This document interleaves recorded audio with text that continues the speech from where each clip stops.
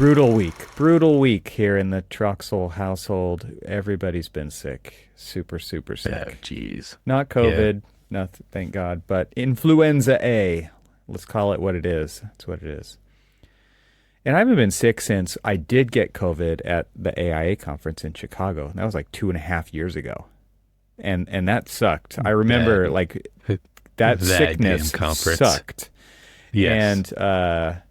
and here we are. Like this was just as bad. It felt like it felt just as bad. Like night sweats, fever, Yeah. coughing like crazy, just major, unending headaches. And then my wife caught it a couple days after me, and So so you're just she's a passing it few. around.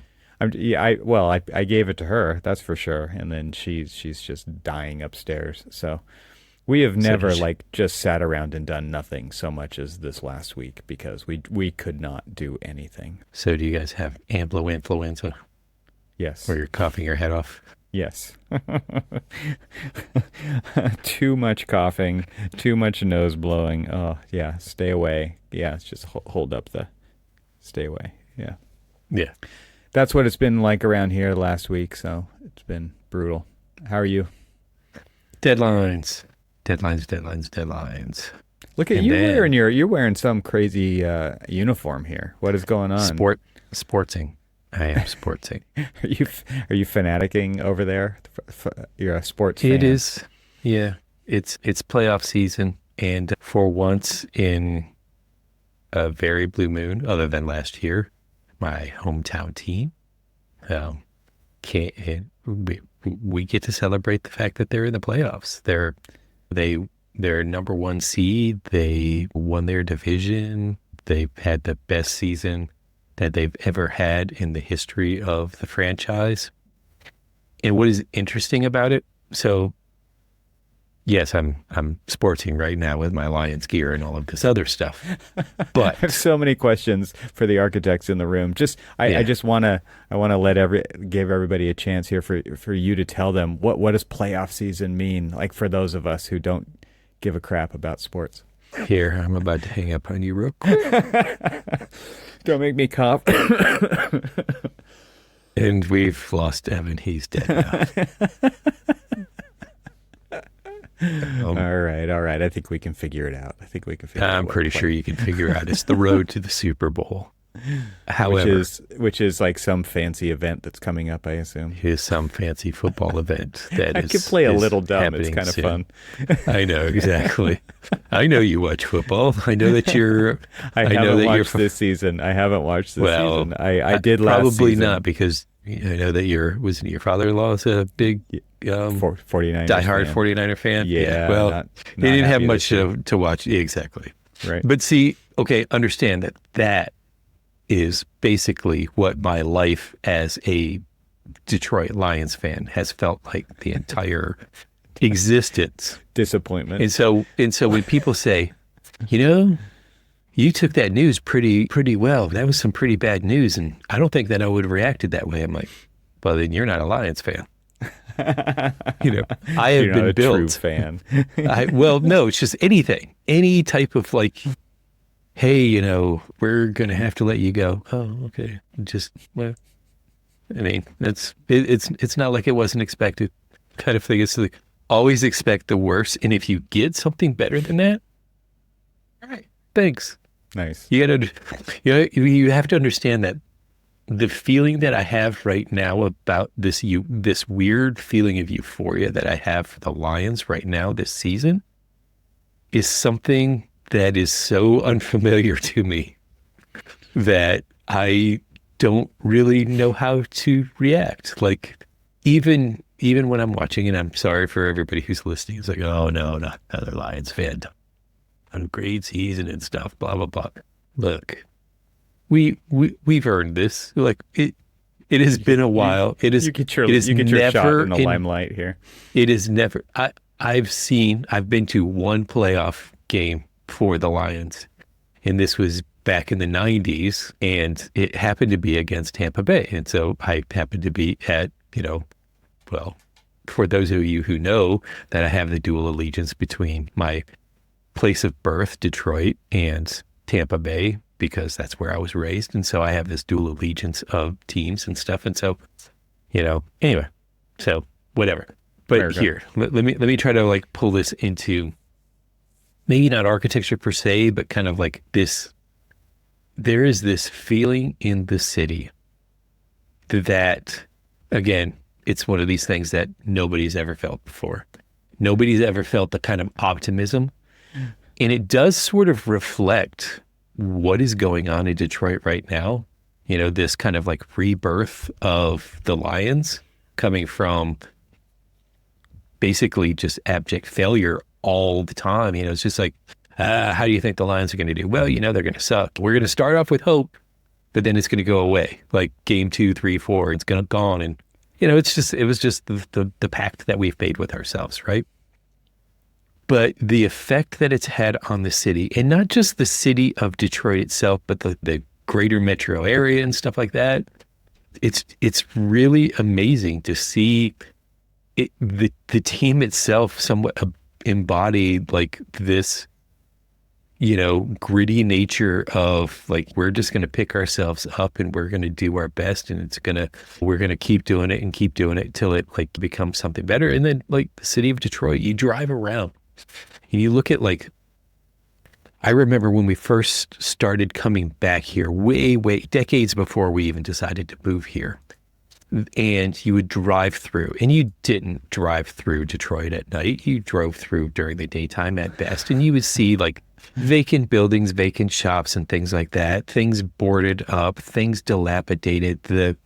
I'm sure if you've probably seen any design magazine, you'll see that the Michigan Central Station was completely restored, renovated, restored, historic preservation. It was, this fantastic, basically rebirth of a building that you looked at and you would say, yeah, there's no way in the world that this building should survive, because it's just been abandoned for so long. And if you go, everybody who was like captivated by ruin porn, most of the time that ruin porn was in Detroit somewhere. Right. And Michigan Central Station was, front and center in a lot of those. And now there's been such a huge investment in the city that old buildings that you thought, man, there's no way that they can bring them back. I'm driving past, I drop my son off at Wayne State University every so often, and to drive down Woodward Avenue, which is kind of like the main thoroughfare bringing you into the city, there's these buildings that you look, and they've got construction fencing around them. And the conventional thought is, oh yeah, they're going to just demo that. No, they're restoring that. You look at that building, you're like, there's no way that building can survive. Yeah, that building will come back. And that's actually, and so the Lions themselves are sort of like, they've embodied that kind of like, rebirth.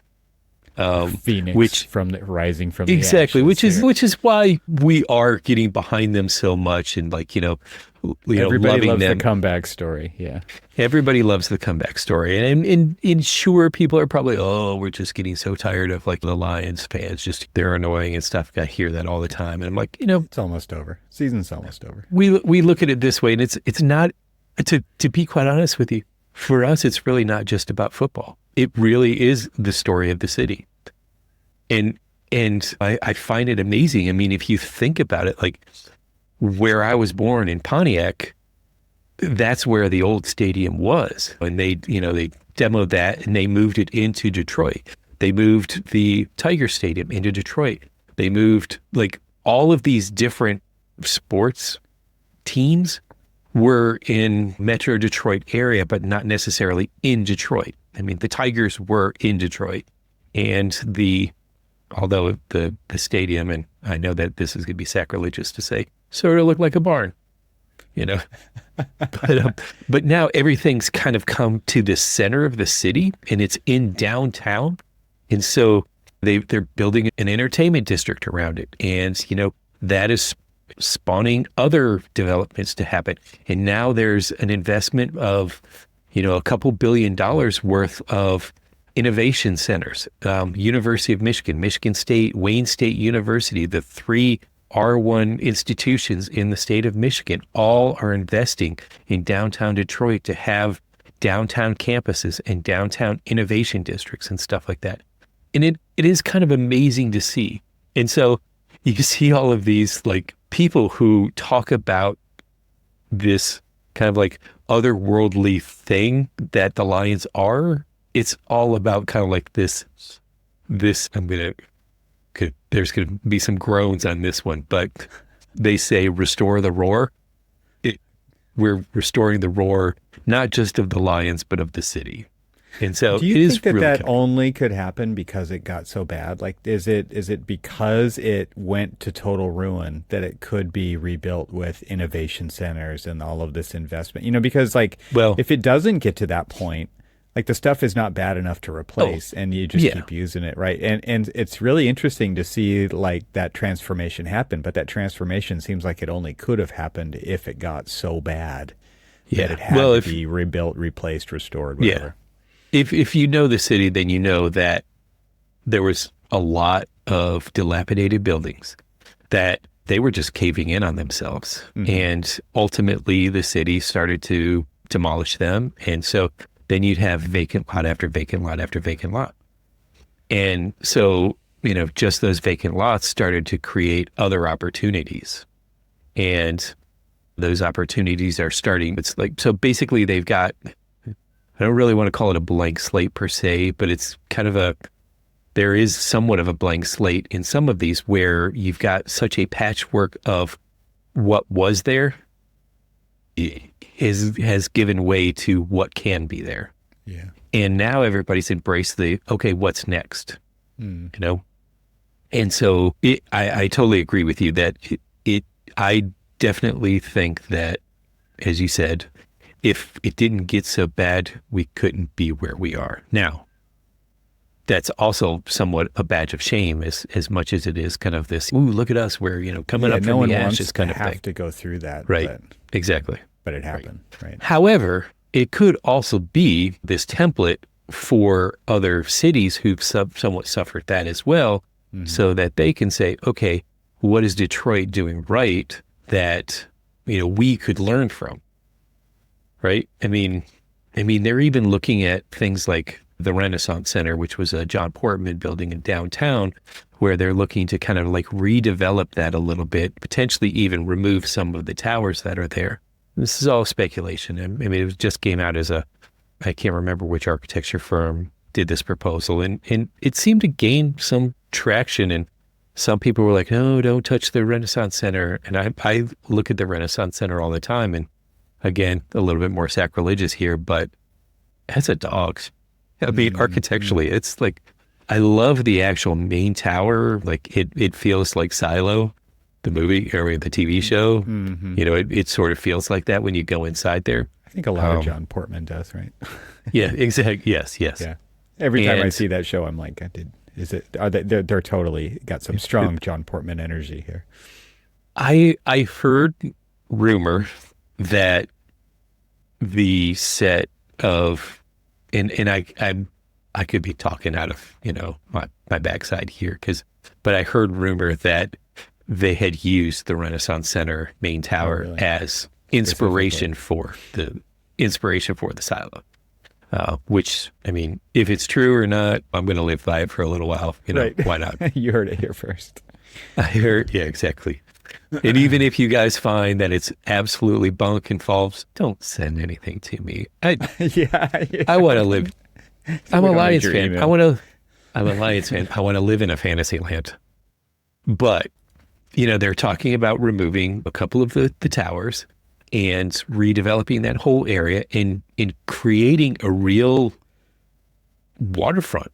I mean, the one thing that I find really, now, if you look at all of the historic photographs of Detroit built all the way to the edge of the river. So there's the Detroit River, there's Windsor, Ontario's right across the way, you know, basically closer than you can imagine of how close Windsor is to us. And so it was so developed literally all the way to the water's edge that there was no real like downtown parks and things like that. So now they've been developing it where they're creating some, you know, downtown parks. They're starting to try to like redevelop some of the areas that were these vacant lots that are becoming more green. And they're just trying to make this more of kind of a modern like riverfront city that you would think of when you think of it. I mean, Baltimore's going through the same thing where they're starting to kind of like rethink and redevelop their waterfront. And so Detroit's doing the same thing. And I got to applaud them because like growing up in the city of St. Petersburg, we had this beautiful, like the city of St. Petersburg reminds me a lot of what I've seen. And I'm going to say what I've seen pictures wise of like, say the waterfront of San Diego, where it's just, yeah. Say the same thing. Where there's just a lot of like urban parks and things like that, but there's a lot of green along the water's edge. And you just sort of wish that some of these other cities, like these Rust Belt cities, would do something similar to that when they're doing their development. Instead of like building all the way to the water's edge, let's make it an amenity rather than something that just says, oh, we got to build right up to it. Like, industrial. Do you? Right. Yeah. Do you? But I mean, it was interesting is like looking at some historic photographs. In fact, I actually just bought one because it had a picture of the Boblo Island. I think they're like riverboats kind of thing. But basically, Boblo Island was a amusement park. And basically, if anybody who grew up in kind of like the 70s, possibly even 80s, I'm not sure when it closed down, but I know that when we left in 75, that was the very first amusement park I ever went to because that's just what you do when you're here. We didn't have like Six Flags or Disney or things like that. But you saw that photograph that I bought showed development literally right to the water's edge. Yeah. And there was like no room for anything. It was just a complete just urbanization to the edge. And then of course, made it nasty. Yeah, right. And now people are kayaking. There was no in the space river. for people there. Yeah. Right. It was just right to the water.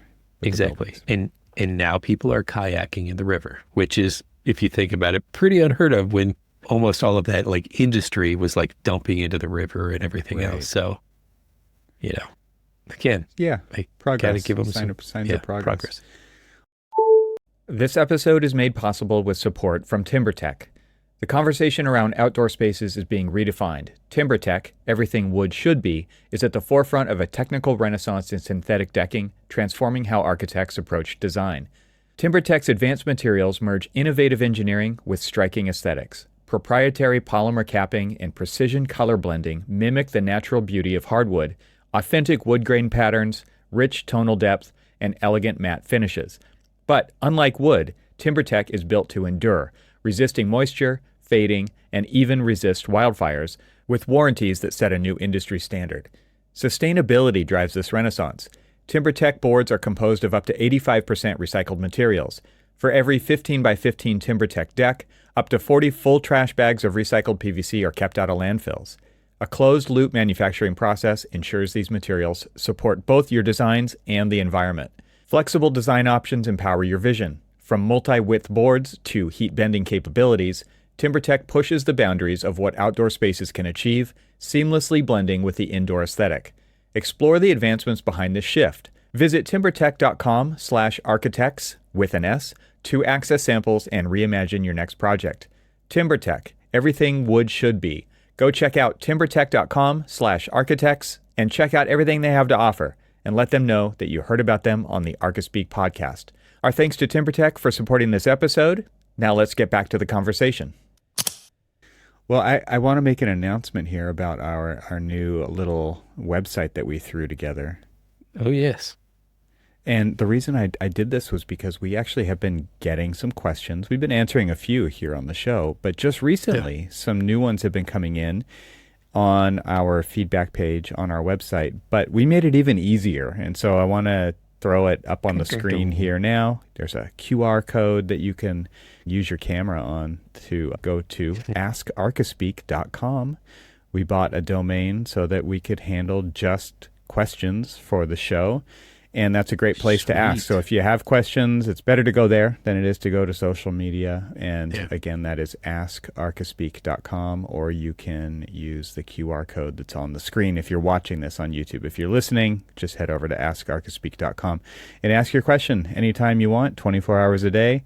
They go into the queue. Cormac. Just real quick, though, just for everybody, just kind of like round out that thing is, you can ask the questions 24/7, and Evan is patiently waiting and will be there, standing by. He'll be, operators are standing by.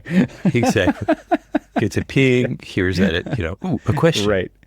Actually, a light goes off in the bedroom if it's in the middle of the night. If it's during the day, a siren actually goes off. Yeah, and exactly. I'm on it. It's like the bat phone. It's like the bat signal. Yeah. So I have a question for you, Cormac, and this did not come in via the QR code or via askarchispeak.com. This came from my own question-generating mind. What's your problem with Corbusier? Just so the listeners know, Cormac has big problems with Corbusier, and I thought this would be a fun topic to jump into. This is going to be a glorious rant, I believe. You're going to put me on the spot here. I am putting you on the spot. So, to preface all of this, Evan knows that I have, as much as I listen or do, because we saw in the last show, CEUs, I like audiobooks as well. A lot of times it was because I was commuting all the time, and so I've got a pretty good library. Well, I've been building that library with a lot of architectural audiobooks, and I've bought one on Mies, bought one on Corb, and write all sorts of ones. So, I mean, in what's interesting about this, and so this is going to expand, this conversation will expand beyond just Corb, because those three that I just named all have very similar traits when it comes to like their finished work. And that finished work is, if we can call it finished work, and I'm going to do like the little air quotes here, finished work, leave something left to be desired. Not in aesthetics, not in the avant-garde way that they changed the design language of architecture. I'm not disputing any of that. I'm just disputing the fact that, maybe, just maybe, when you're designing, say, like Villa La Roche or Villa Savoy is this great one where I'm sitting here and listening to this, and they're talking about it, and they're talking about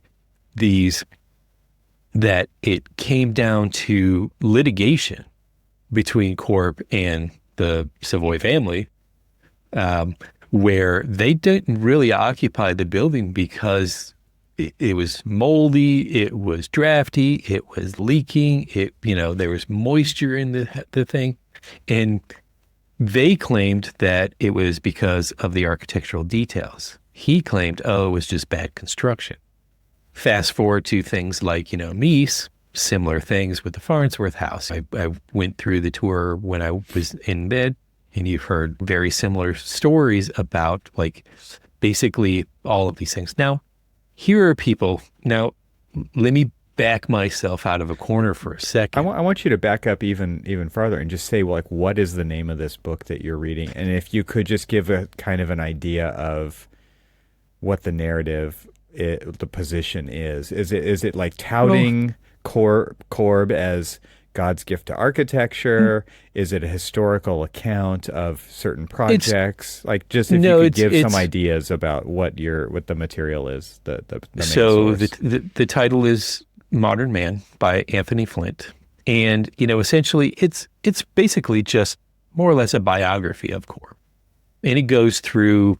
And it talks about certain projects. It talks about relationships with clients. It talks about his kind of like perception of himself, where when he arrived in America, he was very disappointed that there wasn't like paparazzi waiting at the, gangplank when he, came over on the boat. And the publicist that they brought him over had to pay a photographer. You're going to love this. Had to pay a photographer that he saw taking like pictures of someone else. he walked over them and said, "Hey, can you take pictures of this guy?" And the photographer was just like, "I just ran out of film. I can't help you." He's like, "Just pretend. Just stroke his ego and pretend that you're here to take photographs of him." Wow. And so Corp kept looking in the papers to look for this article with this. He was doing these nice little historic architecture poses, hand on hip, chest out kind of thing.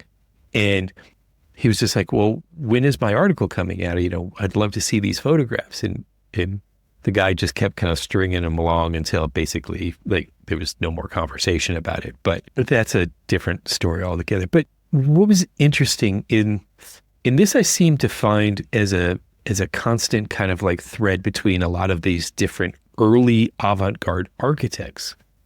Current just happens to be the current one, is because they believed that architecture school and architectural education wasn't for them because it was rooted in classical architecture and things like that. And they were a visionary. They were an artist. This was the same thing with Wright, that they didn't have to go through that. And the one thing that suffered from that wasn't the adventurous spirit of design and this avant-garde nature of like turning the like what we would conventionally see up on its head and creating a completely new language of architecture. But what their lack of education created was a fact, this lack of understanding of how buildings go together, how to actually keep the water out, how to actually keep walls from molding, how to actually keep it habitable. One of the things that we were actually like what we today get paid for to do is health, safety, and welfare of it. And health is one of those. And when you're creating buildings, and almost every one of his buildings have suffered this same problem, it's this level of arrogance that, don't worry, who cares if it rains, but look at the architecture. And can you say, is it really architecture if it just looks pretty, but doesn't actually do its job of like providing shelter? And that's the same thing that I have with Wright, is that here I am standing with a friend of mine, and we're in Taliesin, and we're talking, we're in this group, and they're talking about all of these like, these cutting edge like design trends and all of this other stuff. And it's pouring down rain outside. And I'm just looking over at a window, and it's pouring inside. And I'm just like looking at them like, "Hey, anybody gonna like deal with that?" There's like, a whole lot of water coming down and just pouring all over this wood sill.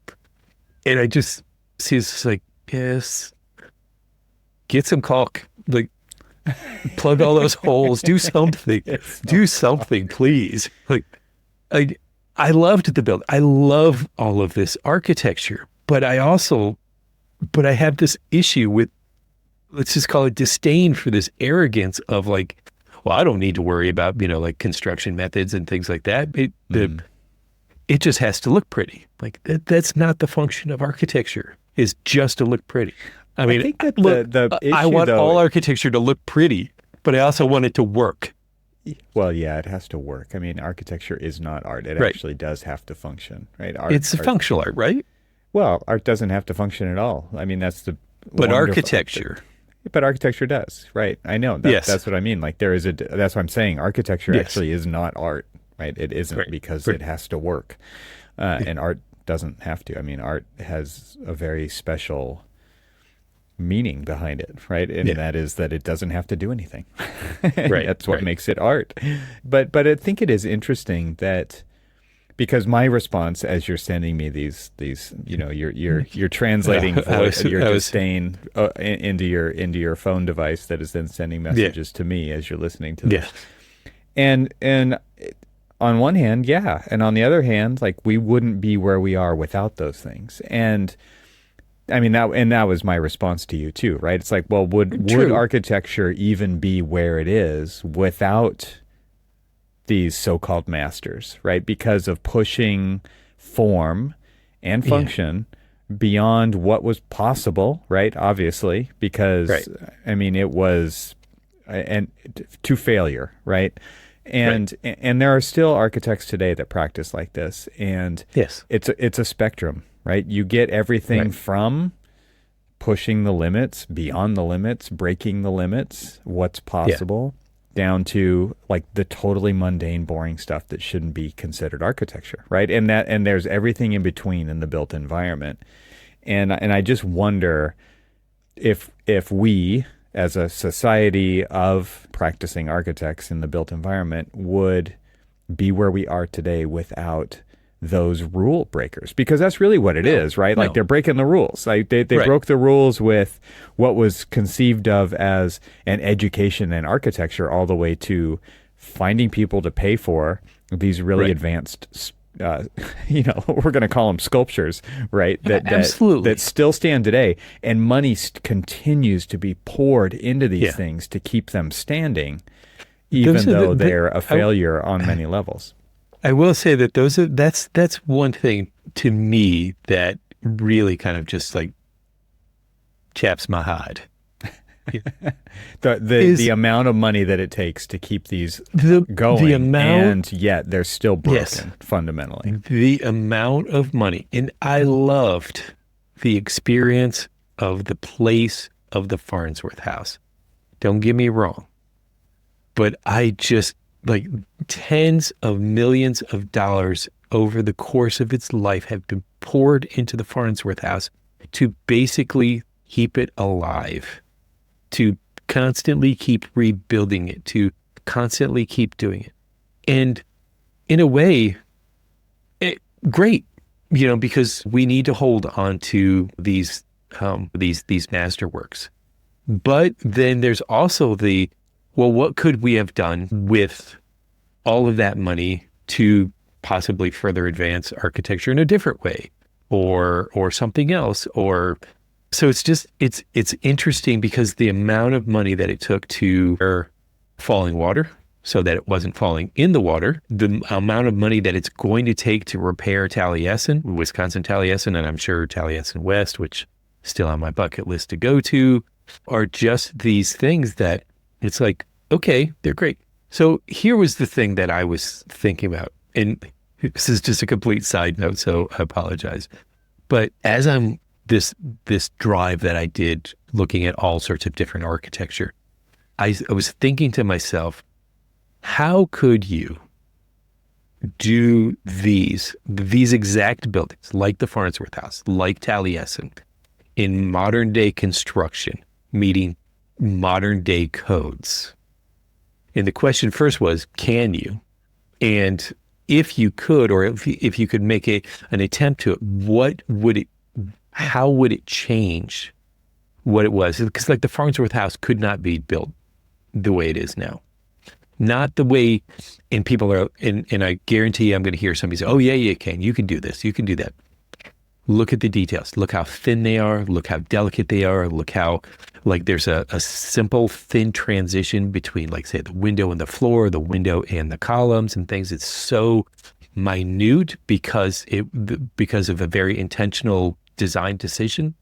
Can you still do that in today's codes where you need either like continuous installation or thermal breaks or things like that? That there's absolutely nothing about that holds up to today's codes. And, But they didn't have to back then, right? But they yeah, didn't have but to like back then. So yeah, you've already answered your question. The answer is no. Oh, I know.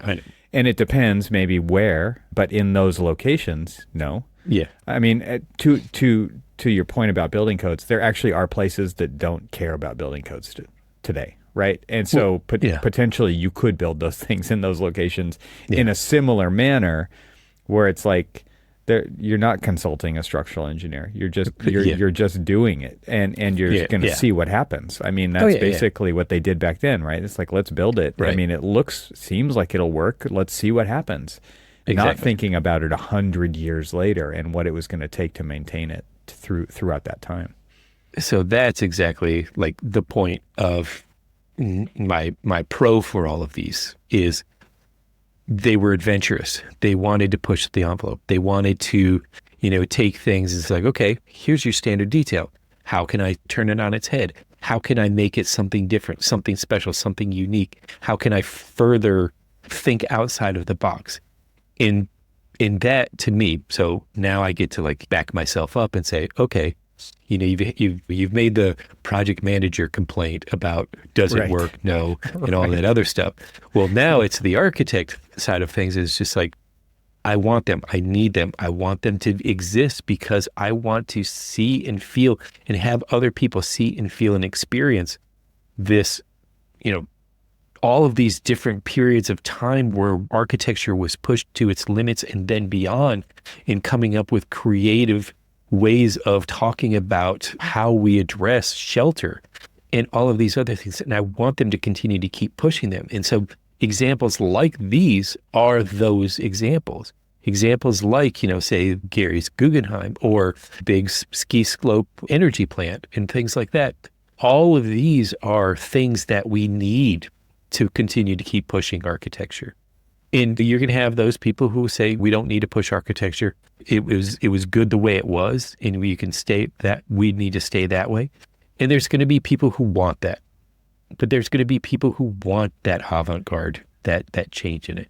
And so then you look at it, it's just like, well, look at what they used to do here and how adventurous they were in pushing the envelope and all of that other stuff. And they're like, well, it didn't really work. Like, well, we still keep that spirit of pushing, but then try it our way. Now because we still have a book of constraints that we have to conform to, but how creative can we get?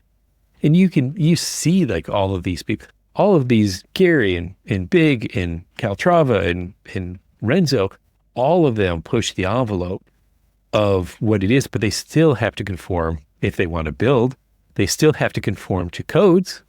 They still have to conform to everything that they do. They just do it in the most creative way. And those are the things and so as much as I kind of dump on them sometimes about like what they do, we also need them to do what they've done so that we can continue to do what we do, which is try to innovate, right? So now you can't come back at me and like say Cormac's going to just like take crap all over Corb. I think the crap that you were though, like the sentiment was because you hear like the cheerleading for and you just kind of get tired of it, right? Like you hear the God's gift to architecture, to the built environment, to the world, and you're just like, come on, it doesn't even keep the water out, right? And that's you exactly. But at the same time, like you do recognize that the percentage of these buildings is so small on the grand scale of things. It's like 0.0001% of all the built environment that is doing a lot of work, inspiring, pushing the envelope, the different words that you're using, right? It's like they are doing a lot of work for a very small number of projects. When we went on tours for all of these different like master works, Mises works, Frank's works, and all of these other stuff, Wright's works, whatever you want to call them. Everybody's just like, Mr. Wright. I'm like, it's Frank to me. You're Frank to me. We were homies. But it's the thing that I found so amazing is that when they were like, do we have any architects in the group? And you'd have like one or two people hold their hands up. But then you'd have like a group of 50 and maybe you'd have like 2 or 3 that are architects. And then the other ones were non-architects, and they would be coming from all over the place to see these. Yeah. Who travels to the middle of nowhere? That's what I'm talking Illinois, about. Like these projects are doing an amazing amount of work. Oh, whether you like them or not, right? As an individual, right? Like they actually are doing quite an incredible job. Yeah. Still. Oh, yeah. And how long have they been around? Right. So it is interesting to kind of think of it in that way. Yeah. How impactful they are. Right. To your chagrin, right. And in some level. I just, so, okay, now back to the bagging on him. part of things is the Balance. whole book. We must the have balance. The whole book is cheerleading for Corb. And what is amazing about Corb is he was a master at selling himself. The interesting thing about it is that he was not very technically inclined. He didn't do the actual like construction documents and things like that for his buildings. He'd come up with like the concept, the idea, this thought of like, minimalism and all of these other things where, things that he came up with, but like he had his cousin was his structural engineer that ultimately made the things work the way they were and stuff like that. It's just like we hear Corb, but Corb's work would not exist without his partnership. Yeah. And it was just so interesting. It's hard to do just it like, all, Cormac. It's hard to do it all yeah. as a single sole practitioner. You know this. Oh, yeah. What you're saying is, though, like all the name recognition is there in the branding, and it's not it's not a single person's pen that did all exactly. the work. It's Corb. But we would not have those buildings. We would have the idea of those buildings for Corb, but we wouldn't have those buildings without, what is it, Pierre Jeanneret? Why am I blanking on his cousin's name? But anyway, we wouldn't have them without him.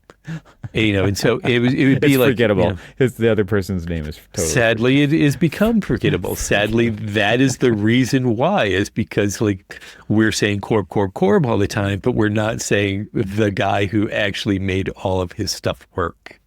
It's just kind of a shame. It's just a lot of times, sometimes in my career, I felt like I've referred to myself a few times as king builder, never a king. Whereas like I'll do all the work and somebody else gets all the glory kind of thing. And we've all felt that on occasion, just like, hey, we won this big award and all of this other stuff. And they're just like, hey, Evan, pat yourself on the back. You did such a great job.